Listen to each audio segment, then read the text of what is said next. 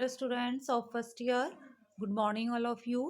Girls, आज का जो टॉपिक है आपका, देखिए इससे पहले वीडियो लेक्चर में हमने बात की थी हेल्थ के बारे में। आपका टॉपिक था हेल्थ, ठीक है, स्वास्थ्य यानी कि। तो उसके बारे में हमने बात की थी कि what is the definition of health, ठीक है। WHO के अनुसार, विश्व स्वास्थ्य संगठन के अनुसार स्वास्थ्य को किस तरह से परिभाषित किया गया है, स्वास्थ्य के कौन कौन से कितने प्रकार होते हैं और कौन कौन से इसके आयाम होते हैं। तो वो सब जो बातें थी, टॉपिक थे, वो हमने इससे पहले वीडियो लेक्चर में डिस्कस किए थे।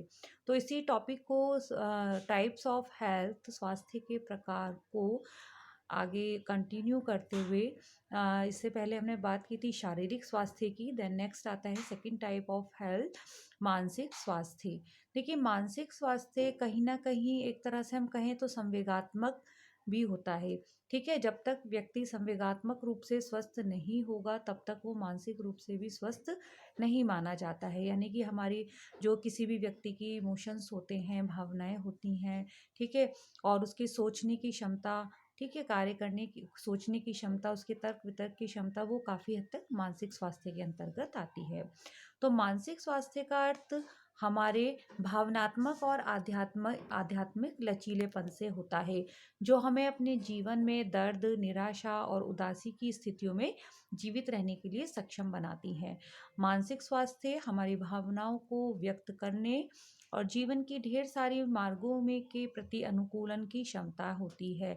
इसे अच्छा बनाए रखने के लिए निम्नलिखित कुछ तरीके होते हैं।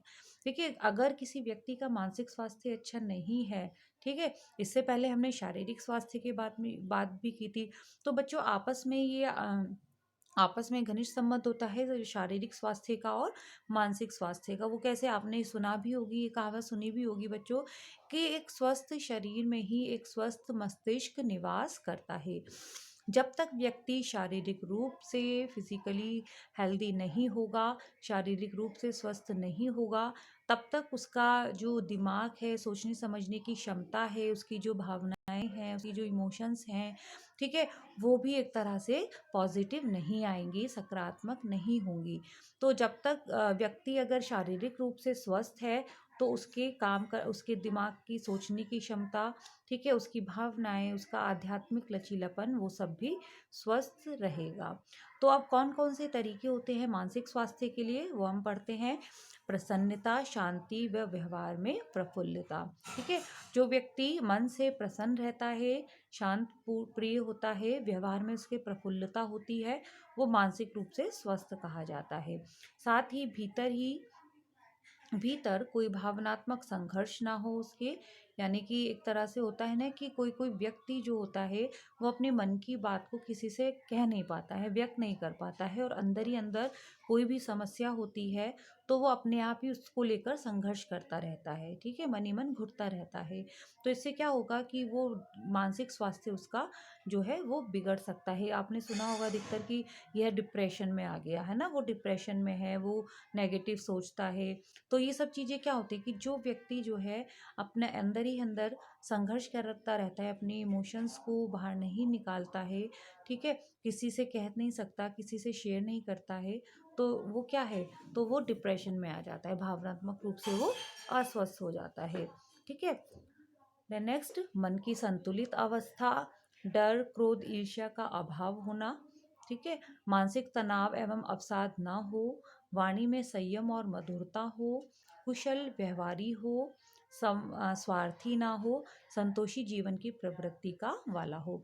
तो ये सब चीज़ें बच्चों जो हमने पॉइंट्स पढ़े, कि ये एक मानसिक स्वास्थ्य को अच्छा बनाए रखने के लिए एक सुझाव होते हैं, कुछ नियम होते हैं, कि अगर जो कोई भी व्यक्ति इन बातों को, इन चीज़ों को अपने जीवन में शामिल करता है, तो वो मानसिक रूप से स्वस्थ रह सकता है, ठीक है।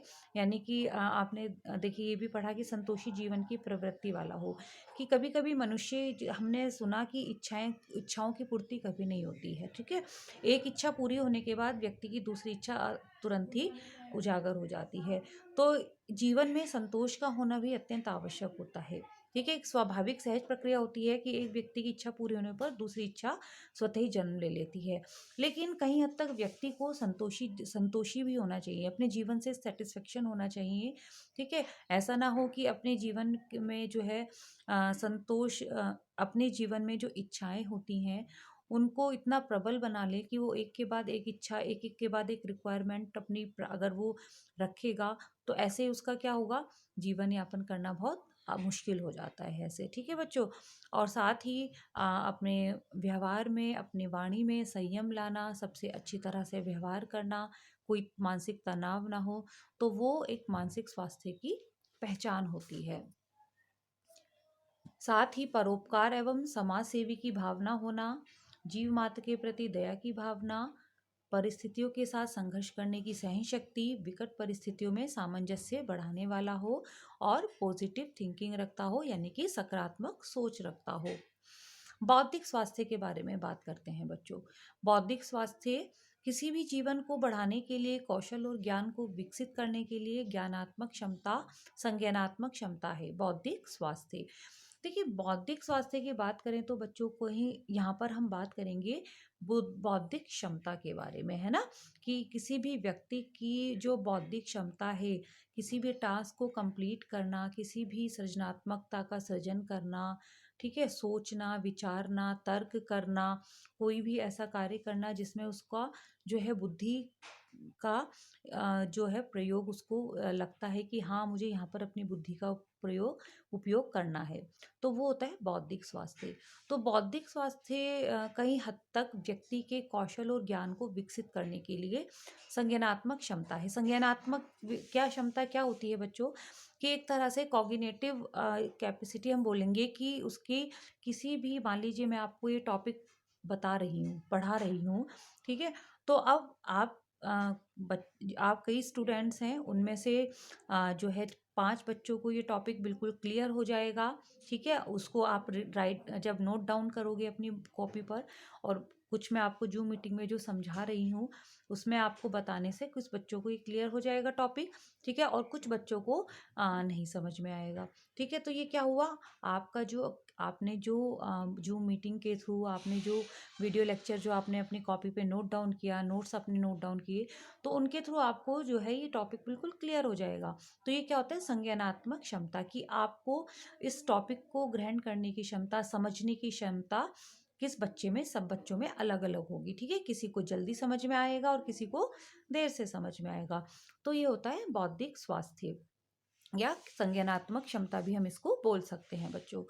तो इसके लिए जो है हमारे निर्णय लेने की क्षमता में भी सुधार करने में ये मदद करता है। कैसे, कि समायोजन करने वाली बुद्धि आलोचना को स्वीकार कर सके, वे आसानी से व्यथित ना हो। देखिए बच्चों, ये पॉइंट्स जो हैं आपको थोड़ा सा टिपिकल लगेंगे, लेकिन कई हद तक इनमें एक साधारण अर्थ इनका छुपा हुआ है। क्या, कि समायोजन करने वाली बुद्धि। ठीक है, कि कैसी भी परिस्थितियां हो, अगर व्यक्ति के जीवन में नेगेटिव परिस्थितियां, विपरीत परिस्थितियां हैं, तो उनमें समायोजन करने की क्षमता, समायोजन करने की आदत, समायोजन करने की बुद्धि ही बौद्धिक स्वास्थ्य कहलाता है।